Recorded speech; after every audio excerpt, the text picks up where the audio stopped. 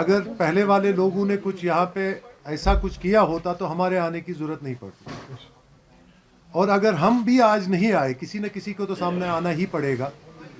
اس لیے آنا پڑے گا کہ ہمارے آنے والی جو نسلیں ہیں, اگر ہم آج آگے نہیں آئے تو ان کے لیے بھی کوئی پلیٹ فارم یہاں کھڑا نہیں ہوگا.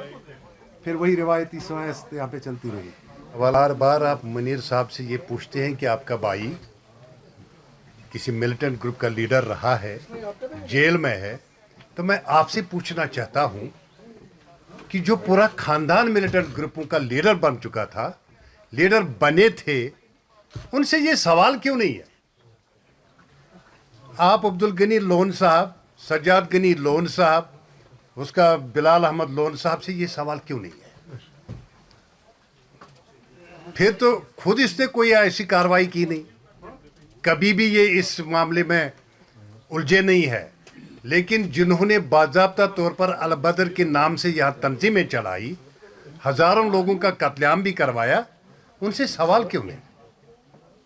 اگر فاروق عبداللہ 1967 میں 1967 میں ملیٹنٹ کمانڈر رہتا ہے, ملیٹنٹ کمانڈر بنتا ہے الفتح تنظیم کا, تو اس سے کیوں سوال نہیں ہے؟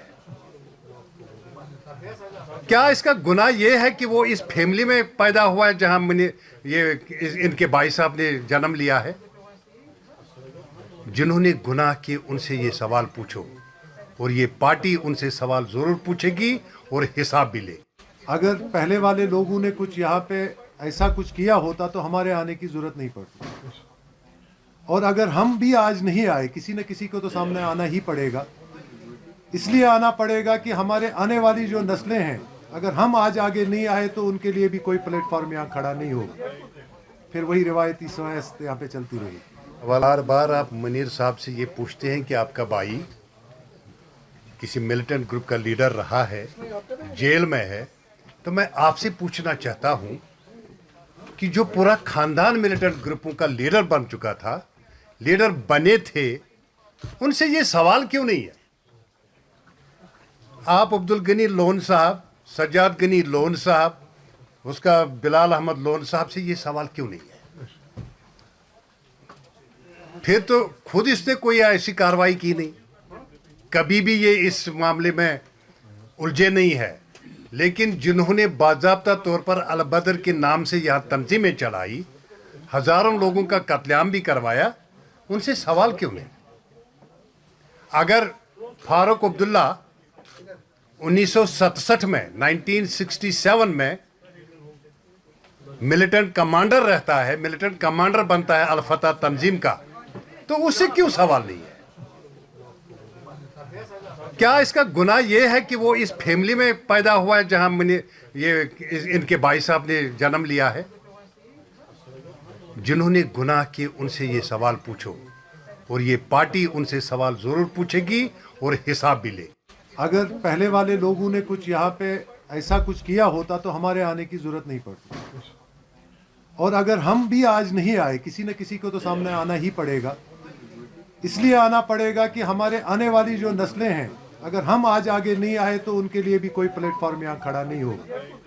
پھر وہی روایتی سیاست یہاں پہ چلتی رہے گی. بار بار آپ منیر صاحب سے یہ پوچھتے ہیں کہ آپ کا بھائی کسی ملیٹنٹ گروپ کا لیڈر رہا ہے, جیل میں ہے, تو میں آپ سے پوچھنا چاہتا ہوں کہ جو پورا خاندان ملیٹنٹ گروپوں کا لیڈر بن چکا تھا, لیڈر بنے تھے, ان سے یہ سوال کیوں نہیں ہے؟ آپ عبدالغنی لون صاحب, سجاد غنی لون صاحب, اس کا بلال احمد لون صاحب سے یہ سوال کیوں نہیں ہے؟ پھر تو خود اس نے کوئی ایسی کارروائی کی نہیں, کبھی بھی یہ اس معاملے میں الجھے نہیں ہے. لیکن جنہوں نے باضابطہ طور پر البدر کے نام سے یہاں تنظیمیں چلائی, ہزاروں لوگوں کا قتل عام بھی کروایا, ان سے سوال کیوں نہیں؟